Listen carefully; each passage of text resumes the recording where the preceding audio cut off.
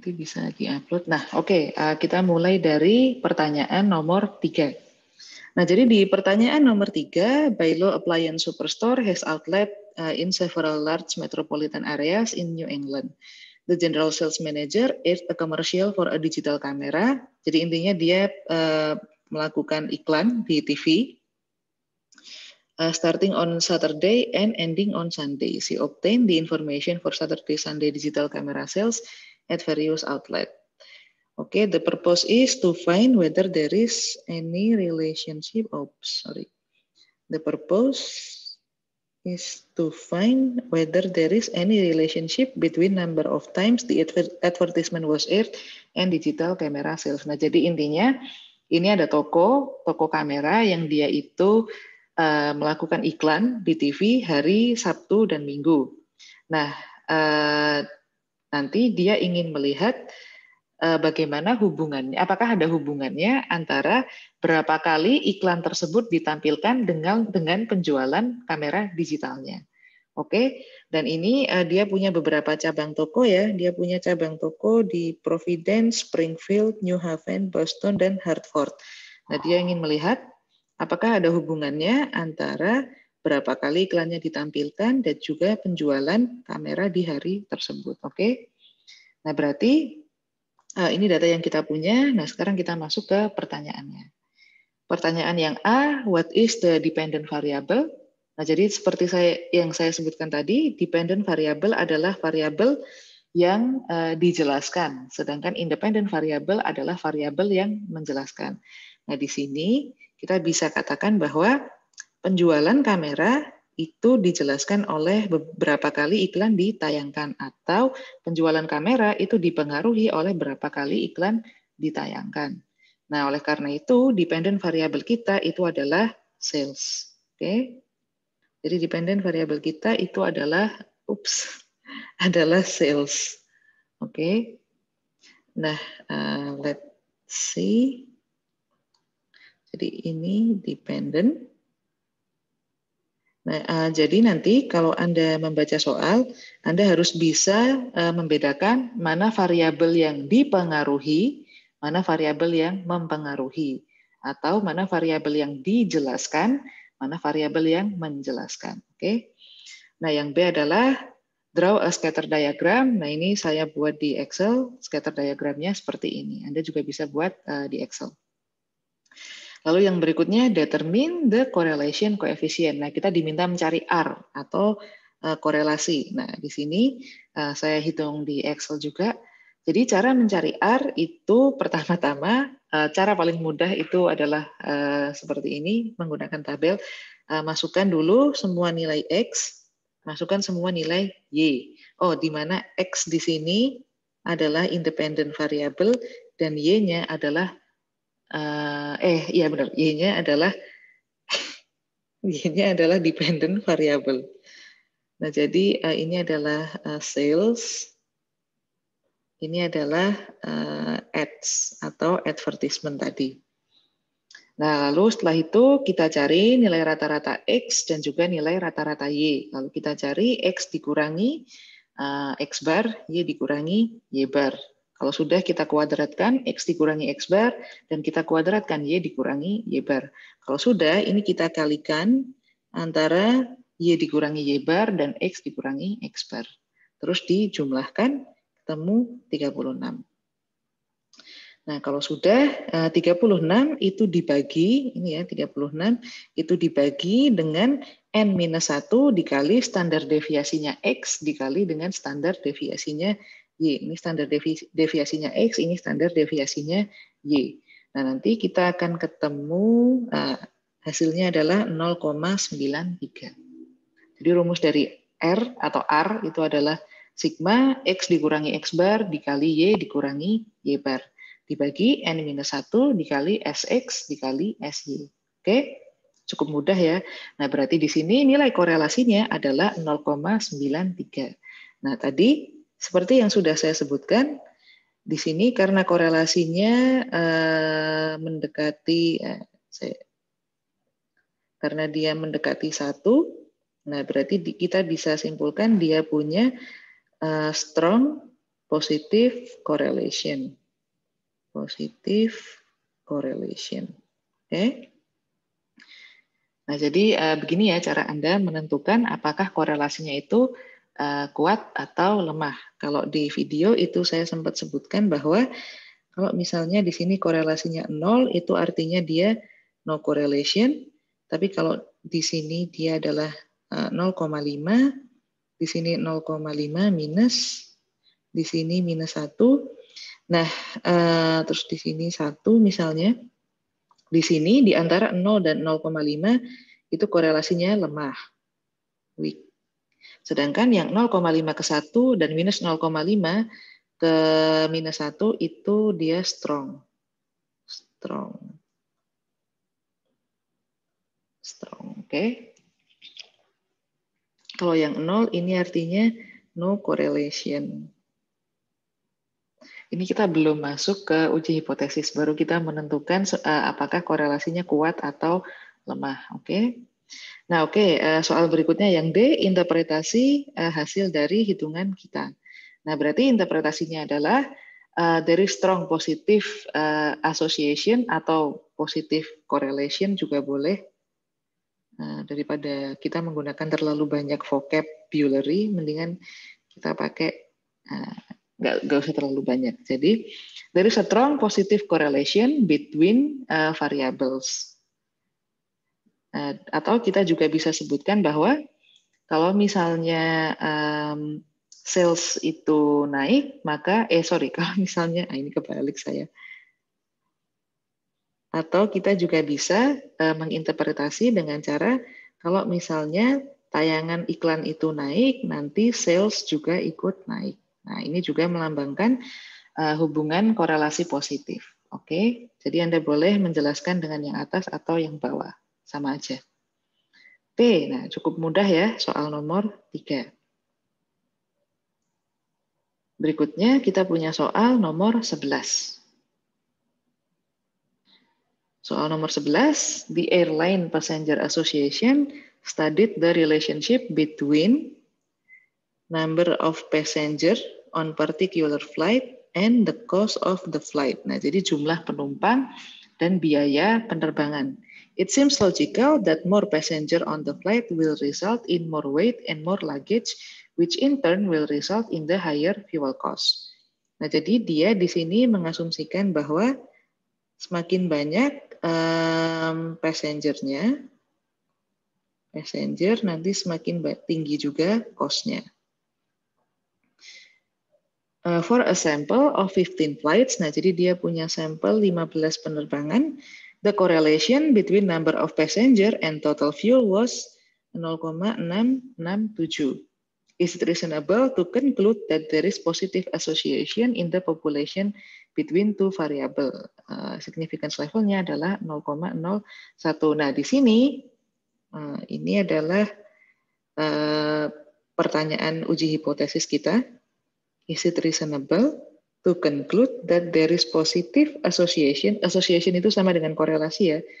In the population between two variables. Nah, jadi di sini dia menggunakan data yang ada itu bertanya, apakah kita bisa menyimpulkan bahwa ada korelasi positif antara jumlah penumpang dengan cost dari penerbangan. Nah, oleh karena itu di populasi, jadi di sini dia kan punya sampel 15 flight dan di uji hipotesis dia menanyakan apakah hasil dari korelasi di sampel ini juga bisa berlaku di populasi atau apakah kita bisa menyimpulkan bahwa ada korelasi positif di populasi di antara kedua variabel tersebut. Nah, jadi sama aja ya, karena di sampel kita menemukan, jadi in sample we find positive correlation. Positive correlation. Does that happen in the population also? Nah, sebetulnya pertanyaannya seperti ini. Does that apply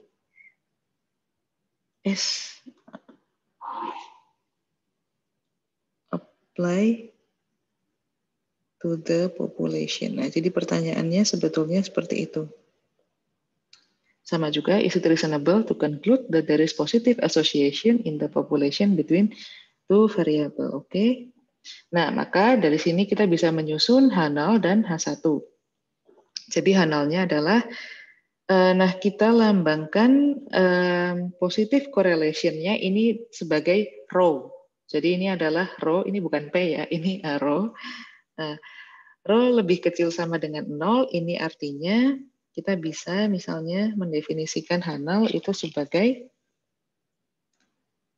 no positive correlation atau association sama aja in population. Sedangkan H1-nya ini adalah there is positive correlation in the population. Oke, positive correlation in population. Oke, nah kita punya H0 dan H1. Nah sekarang karena kita sudah punya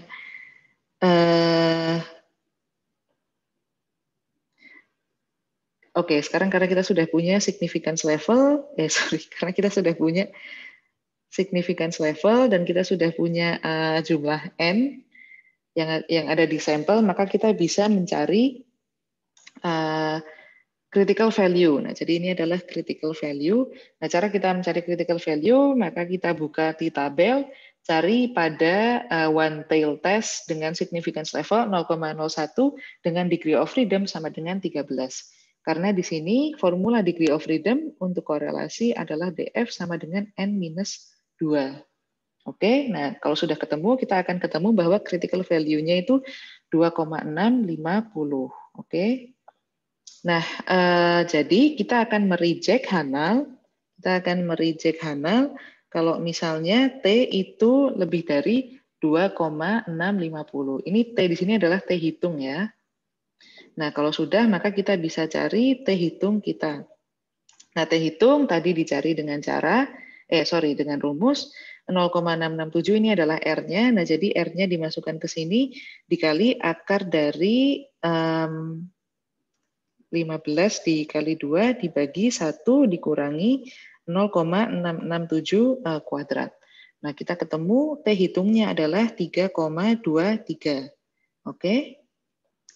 Nah, kalau sudah ketemu T hitungnya berapa, nah maka di sini kita tinggal menyimpulkan apakah kita akan mereject H0 atau kita tidak mereject H0.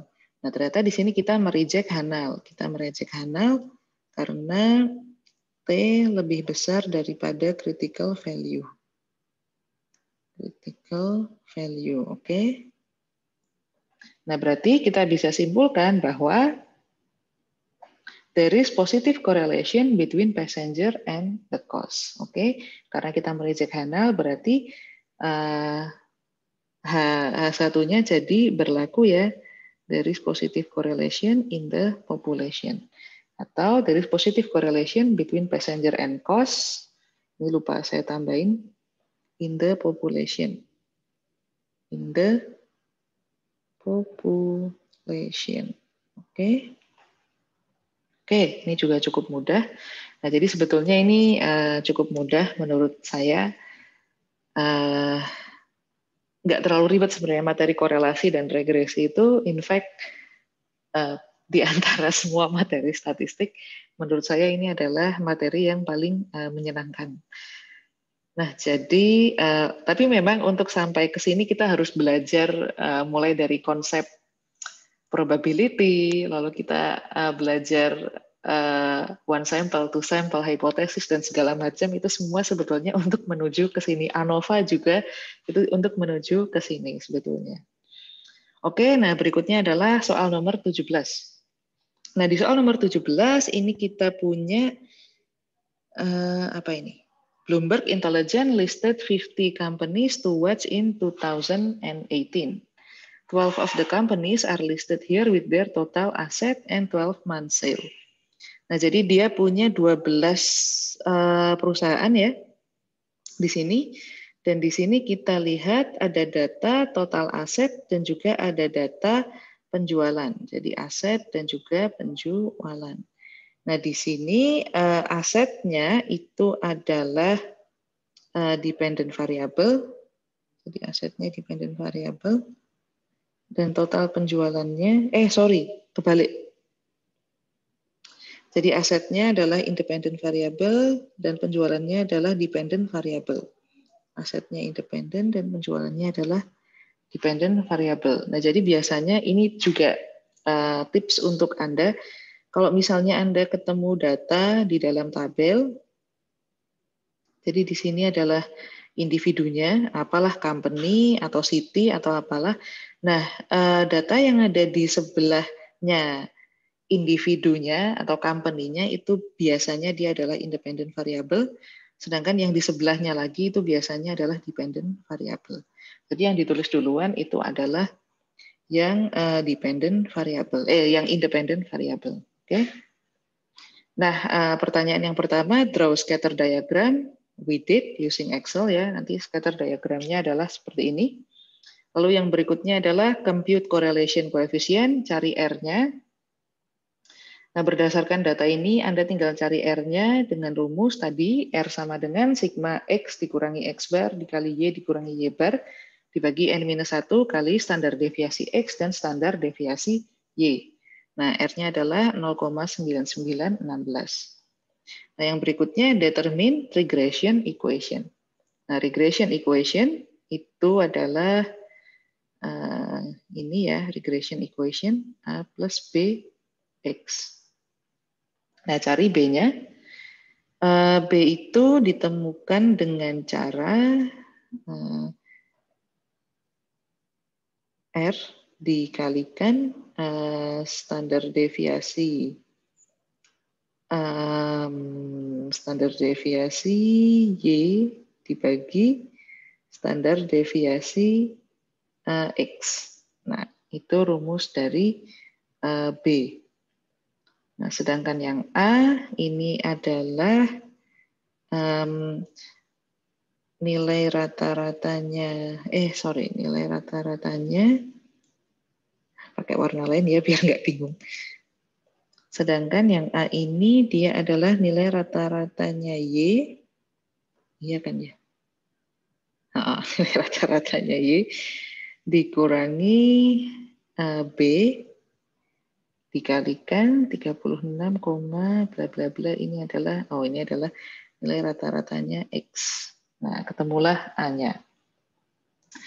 Nah, kalau sudah ketemu berapa nilai A, berapa nilai B, jadi ini nilai B, ini nilai A, nah maka Anda tinggal masukkan, untuk yang D, Anda tinggal, nah berarti kan kita udah ketemu nih formula dari formula dari regresinya. Nah, kalau udah ketemu formula dari regresinya, yang D ini kita diminta untuk mencari untuk perusahaan dengan aset 100 billion dollar, predict the 12 month sale. Nah, sekarang kita mengetahui X-nya dari sebuah perusahaan itu adalah 100 billion. Nah, kita diminta untuk mencari penjualan 12 month sales-nya, atau dengan kata lain kita mengetahui X dan kita diminta untuk mencari Y hat. Nah, berarti tinggal masukin aja formula regresi kita tadi dengan cara Y hat itu sama dengan A ditambah B dikali 100. 100 ini adalah 100 billion tadi. Nah, ini by the way saya tulis 100, nanti billionnya saya tambahin di sini, billion. Supaya tidak repot terlalu banyak nol. Nah, jadi kita masukin, nah nanti ketemu 451,2729 billion. Nah, jadi ini cara kita mencari 12 month sales untuk perusahaan yang dia itu total asetnya adalah 100 billion. Ya. Tinggal dimasukin aja ke rumus persamaan regresi kita. Oke, cukup simpel ya soalnya. Oke, ini soal yang secara sekilas sepertinya terlihat cukup ribet, tapi sebetulnya nggak ribet. Jadi ini tipe soal yang cukup komprehensif karena Anda diminta untuk mencari korelasi, Anda diminta untuk mencari persamaan regresi, lalu Anda diminta untuk mencari Y-hat. Nah, tipe soal seperti ini kemungkinan besar akan keluar di UAS. Nah, jadi make sure Anda memahami tipe soal seperti ini, oke? Oke. Nah, yang berikutnya kita punya pertanyaan nomor 23. Pertanyaan nomor 23. Refer to exercise 17. The regression equation, jadi hasil dari persamaan regresinya itu adalah refer to exercise 17. Is this? Oh no, it's different. Oke. Nah, jadi ada regresi yang hasilnya adalah Y hat sama dengan 1,85 ditambah 0,8x. Sampel size-nya 12, standard error adalah 0,03. Significance level 0,05. Nah, di sini ini masih melanjutkan, agak sedikit berbeda hasilnya. Oke, ini masih, jadi misalnya kita punya persamaan regresi, itu Y hat sama dengan 1,85 ditambah 0,8x dengan sampel size 12 dan standar error 0,03.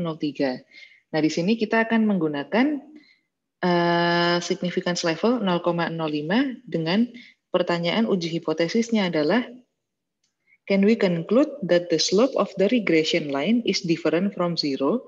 Nah, di sini kita ingin melakukan uji hipotesis di mana kita ingin menguji apakah slope dari regresi tersebut atau betanya itu different from zero. Apakah slope-nya itu lebih besar sama dengan zero atau lebih kecil lebih besar sama dengan 0 atau lebih kecil dari 0. Oke. From zero. Oke. Nah, oleh karena itu kita susun H0 dan H1-nya. Nah, di sini artinya slope is bigger or equal zero. Nah, sedangkan yang ini artinya slope is smaller than zero. Wait, I'm not sure if this is the correct one. I don't think, saya rasa ini kuncinya agak salah ya, karena tidak nyambung dengan pertanyaannya. Saya rasa ini harusnya, karena pertanyaannya adalah apakah slope-nya different from zero, harusnya ini tandanya adalah sama dengan atau tidak sama dengan.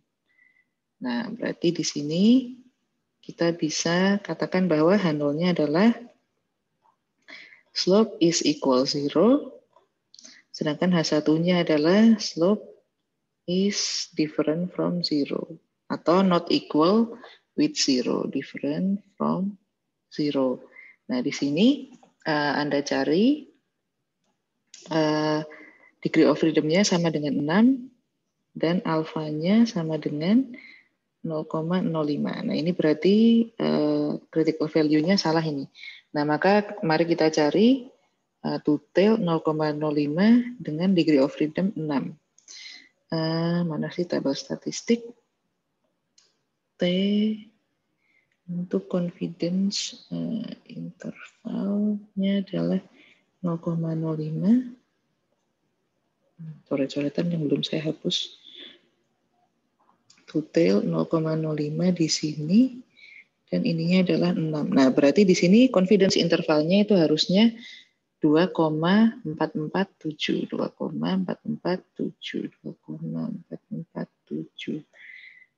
Nah, ini saya perbaiki dulu. Nah, T.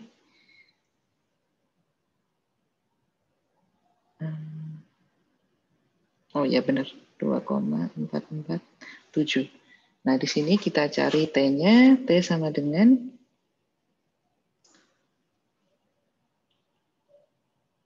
wait a minute. Why is it negative? I don't get it.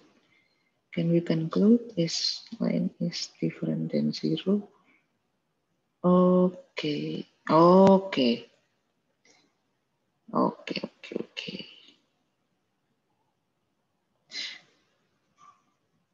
I see. Kayaknya yang salah itu bukan di lembar jawabnya. Yang salah adalah, saya kembalikan dulu lembar jawaban seperti semula ya. Aduh, nggak bisa lagi. Oke.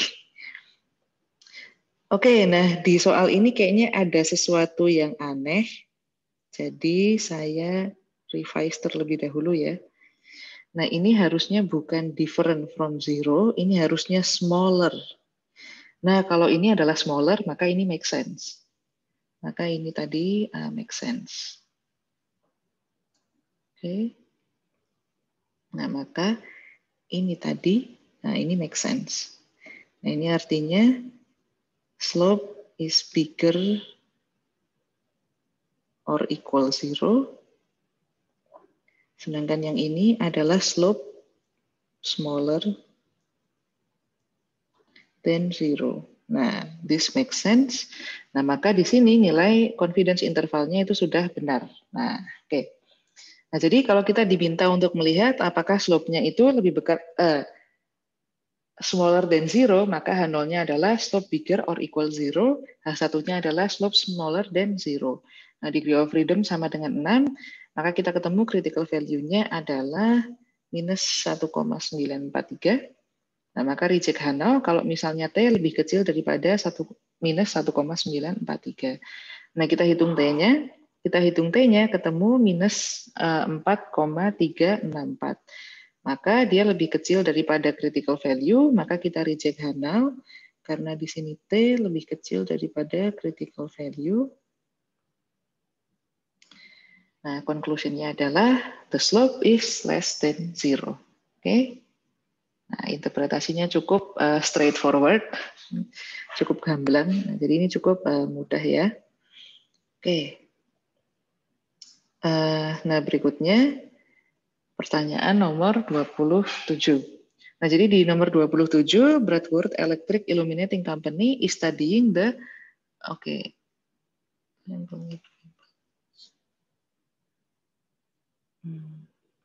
Oh iya, benar.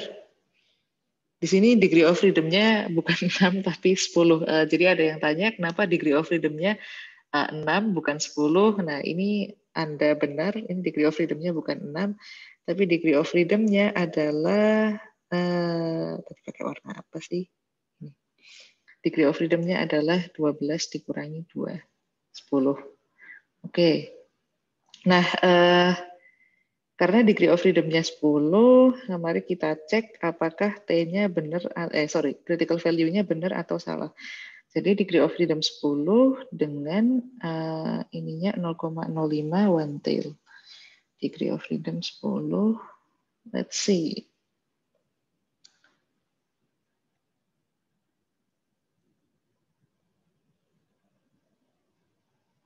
Degree of freedom-nya adalah 10, one tail 0,05, itu yang ini, degree of freedom 10. Oops, nah.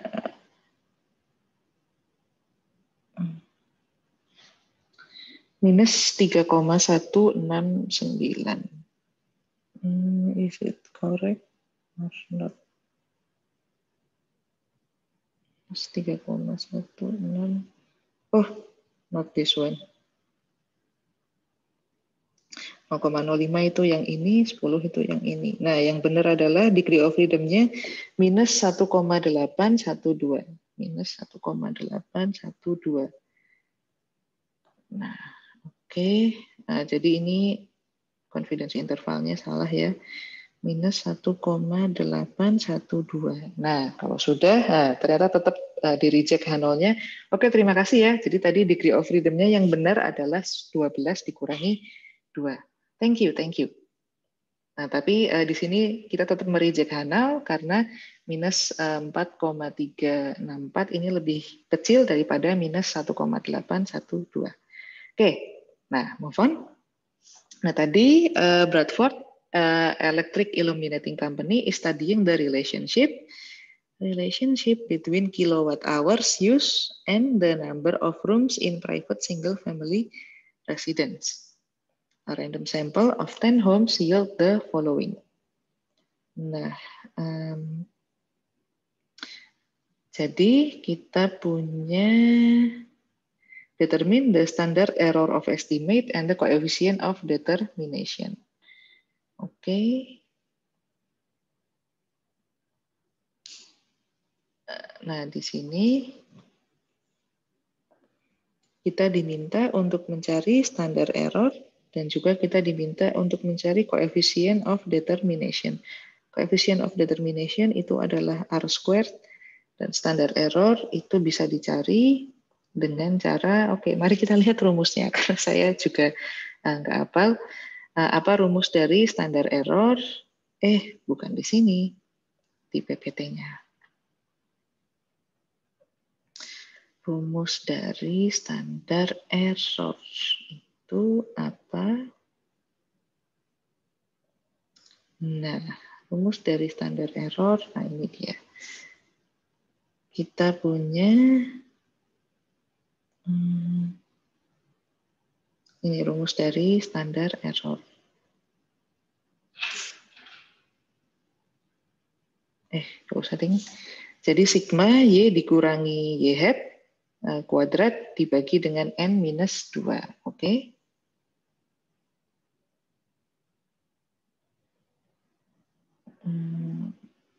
Let's see.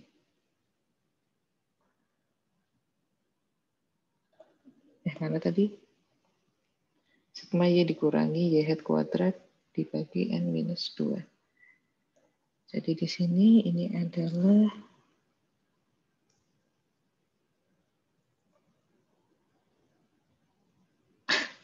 wah, saya udah lupa aja. Should have.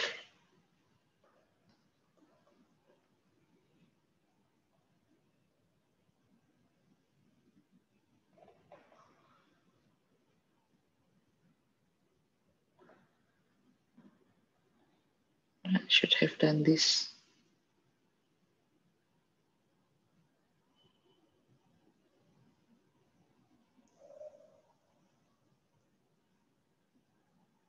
Nah, harusnya sudah dikopas dari tadi ya.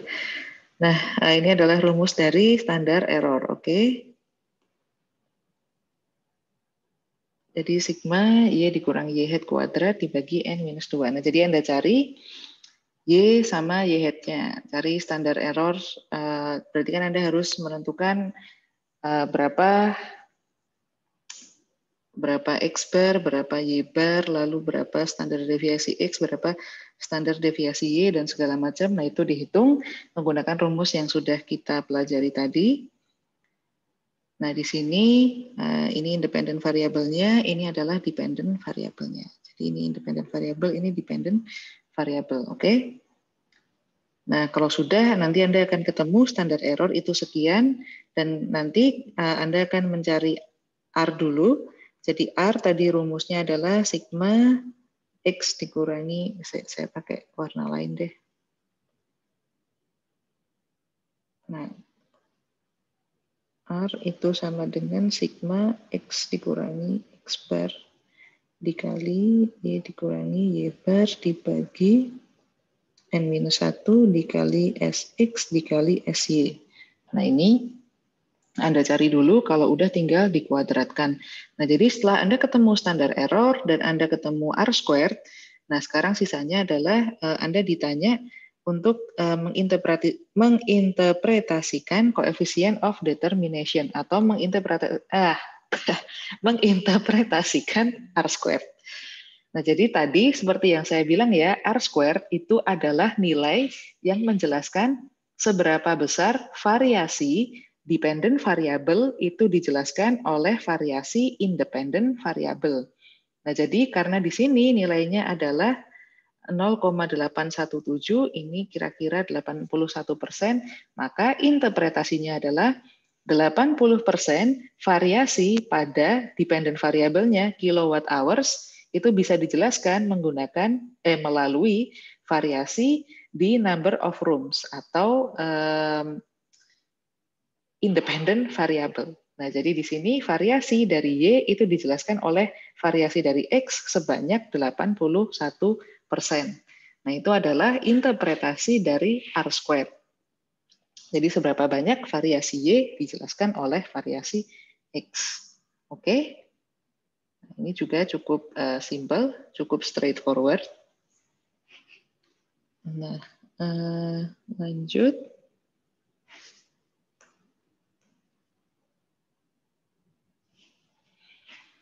Pertanyaan nomor 33. Ini masih dengan kasus yang sama tadi ya. Kasus yang sama nggak sih? Iya, tampaknya kasus yang sama. Sekarang dia punya 10 sampel kilowatt hours sama number of room, sama seperti tadi. Ya, ini sama persis seperti tadi. Nah, cuman sekarang kita disuruh untuk mencari confidence interval in thousand of kilowatt hours for the mean of all 6 room homes. Lalu yang B, kita diminta untuk mencari prediction interval in thousand of kilowatt hours for particular 6 room home. Nah, ini soal yang bagus menurut saya. Nah, jadi di sini Anda diminta untuk mencari confidence interval dari rata-rata rumah yang punya 6 ruangan. Rumah yang punya 6 ruangan. Jadi kan ada banyak nih rumah yang punya 6 ruangan. Nah, Anda diminta untuk mencari confidence interval rata-rata dari rumah yang punya 6 ruangan tersebut. Nah, sedangkan yang B, Anda diminta mencari prediction interval untuk rumah tertentu yang dia itu punya 6 ruang. Nah, jadi biar nggak bingung ya. Jadi misalnya rumah yang punya 6 ruang itu adalah rumah A, rumah B, rumah C, rumah D, dan rumah E. Misalnya ada 5 rumah nih yang dia punya 6 ruang. Nah, mean of all 6 itu artinya untuk confidence interval itu Anda akan mencari Anda akan mencari mean untuk kelima rumah ini, mean of all. Nah, tapi di prediction interval Anda diminta untuk mencari salah satu saja di antara kelima rumah ini. Jadi misalnya Anda diminta untuk mencari prediction interval for house B misalnya. Nah, ini bedanya confidence interval dan prediction interval. Jadi kalau confidence interval Anda akan diminta untuk mencari rata-rata dari variabel yang Anda cari tersebut. Jadi di sini Anda akan mencari di 6 room. Nah, berarti Anda akan mencari berapa kilowatt hours untuk rata-rata rumah yang punya 6 ruangan. Sedangkan untuk prediction interval, Anda akan mencari berapa kilowatt hour untuk particularly rumah B yang dia itu juga punya 6 ruang. Jadi seperti itu. Jadi kalau misalnya confidence interval itu rata-rata dalam kelompok tersebut, tapi kalau prediction interval itu salah satu individu di dalam kelompok tersebut. Oke? Jadi itu aja bedanya antara confidence interval dengan prediction interval. Nah, kita masuk ke rumusnya. Nah, jadi di sini, aduh, saya juga nggak hafal ya, rumus confidence interval. Saya ambilkan dari PPT ya. Nah, jadi even dosen itu sebetulnya juga nggak selalu hafal rumusnya apa aja. So it's fine. That's why I said you can open your notebook ketika Anda sedang ujian. Nah, jadi kita masukin ya. Saya sebentar. Saya hapus dulu coretannya biar lebih rapi.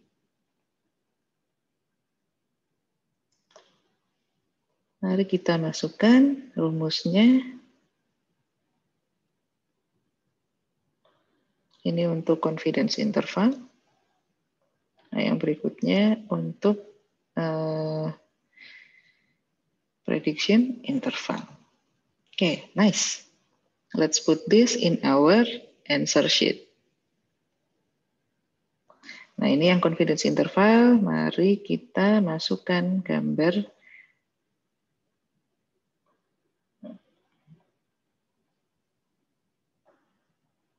Nah, ini adalah rumus dari confidence interval. Saya taruh di sini ya. Nah, jadi di sini kita akan mencari Y hat plus minus T dikali standard error ya, SYX dikalikan akar dari 1/n ditambah X minus X bar kuadrat dibagi sigma X minus X bar kuadrat. Nah, jadi ini adalah Y barnya. Ini adalah Y hat-nya, lalu ditambah ini adalah T-nya 2,306 dikali standar error-nya itu adalah yang ini, lalu dikali 1/n, N-nya 10, lalu X dikurangi X bar. Nah, X-nya adalah yang 6 kan ya, karena ini yang 6 room, nah dikurangin X bar, dikuadratkan, nah dikalikan sigma dari X dikurangi X bar. Nah, ini adalah sigma X dikurangi X bar. Oke, nah nanti kita akan ketemu confidence intervalnya itu adalah antara 4,294 sampai dengan 6,372. Nah, jadi kilowatt hours, thousand of kilowatt hours-nya itu adalah antara 4,294 sampai dengan 6,372. Oke, kilowatt hours. Nah, untuk yang prediction interval, tadi untuk yang rumah, misalnya tadi untuk yang rumah B, nah itu rumusnya itu cuman sedikit bedanya dengan yang confidence interval. Nah, jadi ini adalah rumus, taruh mana ya, taruh sini ya, untuk prediction interval. Bedanya adalah ini ada angka satunya di sini. Nah, jadi ya udah masukin Y hat plus minus T-nya dikalikan standar error, lalu dikalikan akar dari 1 plus 1/n ditambah X minus X bar kuadrat dibagi sigma dari X minus X bar. Nah, kita akan ketemu prediction intervalnya adalah antara 2,985 sampai dengan 7,681 kilowatt hour. Oke?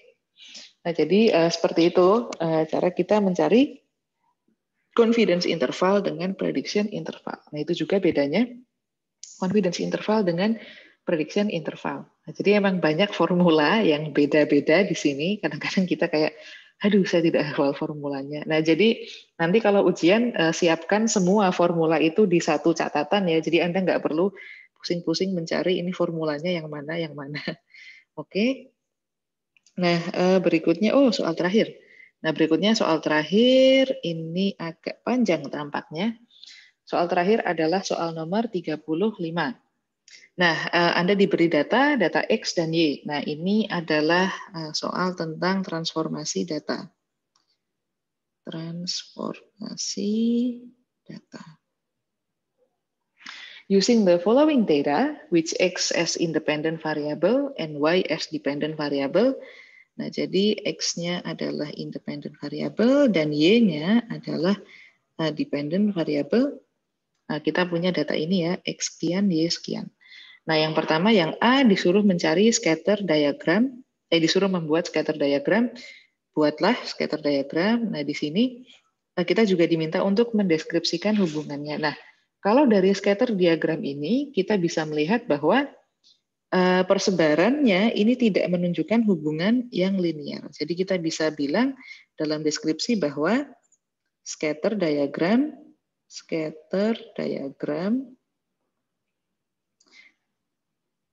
doesn't show linear relationship.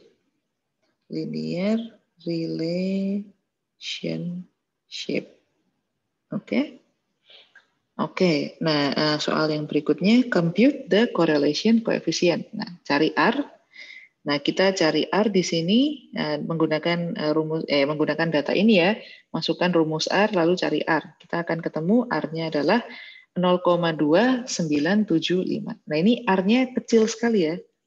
Ini very small, R is very small. Very small. Nah, ini artinya apa? Artinya kita bisa bilang bahwa dia punya weak positive correlation. Kan? Karena dia antara 0 dan 0,5. Oke. Weak positive correlation. Nah, yang C, ini kita diminta untuk mentransform variabel X dengan cara dipangkatkan 2. Jadi sekarang kita punya semua X-nya ini dipangkatkan, semua X yang ada di sini ini kita akan pangkatkan 2. Nah, Anda pangkatkan 2, ya squared all the X observation. Nah, nanti setelah Anda punya hasil dari X kuadrat, Nah, itu Anda untuk pertanyaan yang D, buat scatter diagram yang baru. Nah, di mana di scatter diagram ini Y-nya tetap, tapi X-nya sekarang adalah X kuadrat. Nah, lalu describe lagi. Nah, di sini kita bisa melihat bahwa scatter diagram,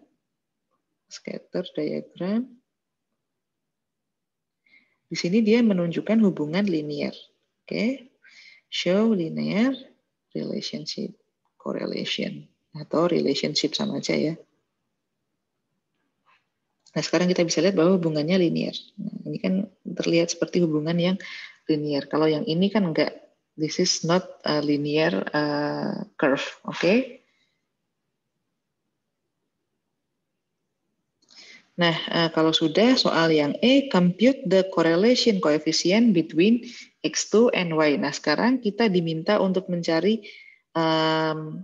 R lagi. Tapi ini tadi kan R yang antara X dan Y. Nah, sekarang kita diminta untuk mencari R untuk Y dan X kuadrat. Nah, kita akan ketemu nanti hasilnya adalah 0,9975. Nah, sudah kelihatan ya bahwa di sini nilai R-nya menunjukkan strong positive relationship atau correlation. Positive correlation. Ini saya ganti relationship aja ya. Relationship. Oke. Nah, kalau sudah, maka compare the relationship between X and Y and between X2 and Y. Nah, kita bisa bandingkan bahwa tadi kalau buat yang Y dengan X itu dia tidak linear, tapi buat Y dan X kuadrat ini sekarang dia linear. Nah, terus berikutnya yang G, interpret your result. Nah, jadi di sini kita bisa bilang bahwa linear regression can be used to estimate the relationship between X plus AB X kuadrat. Kenapa? Karena di sini scatter diagramnya menunjukkan yang X sama X kuadrat itu linear. Jadi regresi itu hanya bisa digunakan untuk menganalisis variabel yang dia memiliki hubungan yang linear. Kalau tadi yang ini, dia kan tidak linear. Nah, maka kita cannot use regression. Can use regression. Nah, tapi yang bawahnya, yang X dan yang Y dan X kuadrat, ini kan dia linear, maka kita bisa menggunakan linear regression can be used to estimate the relationship Y sama dengan A plus B X kuadrat. Oke? Jadi itu saja. Oke, ada pertanyaan? Untuk transforming diagram, bagaimana bisa kita tahu variabel X atau Y atau kedua variabel yang harus diubah datanya? Oke, very good question. Nah, jadi kalau kita mau melakukan transformasi variabel, itu variabel mana yang harus kita transform? Apakah X, apakah Y? Nah, sebetulnya itu mau variabel yang mana itu bebas bebas terserah sih peneliti ya. Nah, tapi kalau ada sedikit tips, sebentar, saya pilih warna yang ribet deh, pilih warna aja. Nah, ini misalnya. Nah, jadi tips untuk transformasi ya. Tips untuk transformasi. Nah, jadi yang pertama untuk melihat mau yang ditransformasi itu variabel yang mana. Nah, itu lihat distribusi setiap variabel. Distribusi setiap variabel. Nah, jadi Anda lihat dulu si X sama si Y itu tuh yang dia itu distribusinya mendekati linear itu yang mana. Jadi misalnya di sini kita bisa lihat bahwa, nah, wait a minute. Oke, lihat distribusi setiap variabel. Nah ini cari mana yang lebih tidak stasioner. Nah maksudnya stasioner itu apa? Nah jadi gini, misalnya ya Anda punya variabel X misalnya. Nah, variabel X itu misalnya kita punya X1, X2, X3, X4, X5, sampai X10 misalnya. Nah, ini Anda coba lihat persebaran X-nya. Jadi, misalnya di sini X, jadi cara melihat persebarannya seperti ini. Nah, di sini adalah ininya, nomornya. Jadi di sini 1 sampai 10. Nah, kalau misalnya persebarannya dia terlalu sporadik, ini nggak bagus banget sih. Terlalu sporadik, misalnya yang ini di sini, yang ini di sini, X2, X3, X4, X5, X6, X7, nah banyak titik-titik ekstrim seperti ini. Nah, ini artinya dia tidak stasioner. Not stasioner. Atau persebarannya, distribusinya tidak rapi. Nah, variabel yang seperti ini itu yang sebaiknya ditransform. Nah, jadi, gimana ya? Transform this. Nah, jadi ini adalah variabel yang sebaiknya ditransform. Jadi Anda bandingkan dulu variabel-variabel Anda, ini mana yang dia itu distribusinya paling tidak rapi. Nah, jadi nggak terlihat linear. Nah, itu dia yang harus, bukan dia yang harus, tapi dia yang sebaiknya ditransform. Dan ditransform itu bisa macam-macam. Anda bisa transform menjadi X pangkat 2, Anda juga bisa menjadikan dia first difference atau dx, atau Anda juga bisa melakukannya dengan log.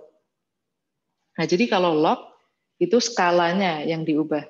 Jadi kalau misalnya nih Anda punya data GDP, GDP itu kan skalanya kan sangat besar ya, triliun atau triliun bukan sih, triliun ya kalau nggak salah, atau miliar saya lupa. Nah, itu kalau Anda mau meregres misalnya GDP terhadap inflasi misalnya, inflasi kan satuannya persen. Nah, itu pasti nanti tidak linear karena perbedaan skala kedua variabel. Nah, jadi ini tips yang kedua ya. Transform variabel itu ketika skala kedua variabel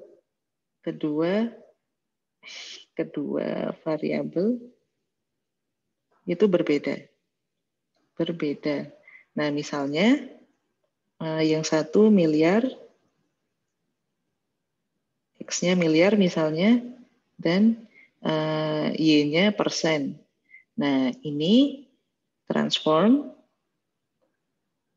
Anda bisa mentransform X menjadi log X. Nah, log X nanti dia punya satuan persen. Nanti setelah ditransform, resultnya X-nya persen dan Y-nya persen. Nah, ini juga bisa menjadi salah satu alasan yang bagus untuk melakukan transformasi. Nah, jadi transformasi itu dilakukan pertama kalau misalnya Anda punya data yang distribusinya itu tidak rapi atau tidak stasioner seperti ini. Nah, itu ditransform dengan cara first difference bisa, dikuadratkan bisa, di log juga bisa. Kedua, kalau misalnya Anda punya data yang skalanya tidak sama, nah itu juga ditransform. Terus apalagi ya? Yang terakhir, nah ini kalau misalnya kedua variabel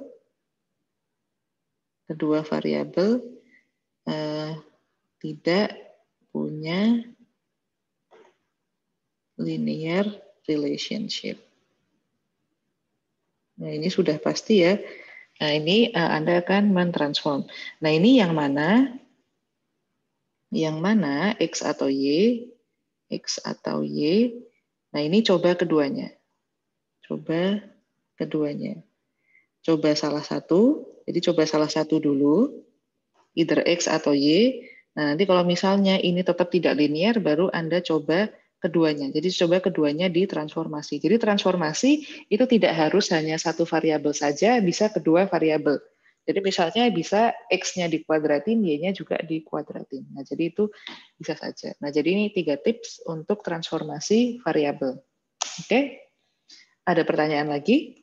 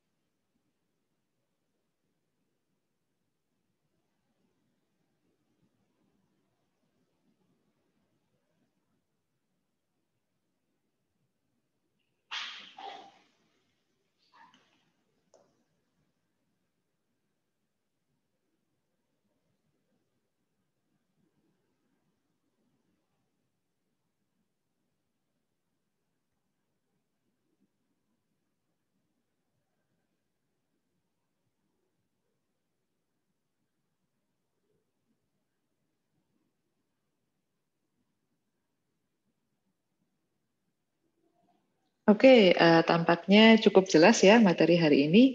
Nah, kalau nggak ada pertanyaan, saya akhiri ya. Materinya cukup simpel hari ini. Minggu depan kita teruskan di bab 14. Kalau nggak salah di bab 14 kita masih membahas regresi, tapi dengan variabel yang lebih dari 2. Oke, sebentar. Nah, oke. Nah, itu saja dari saya. Sampai jumpa kembali minggu depan. Oke.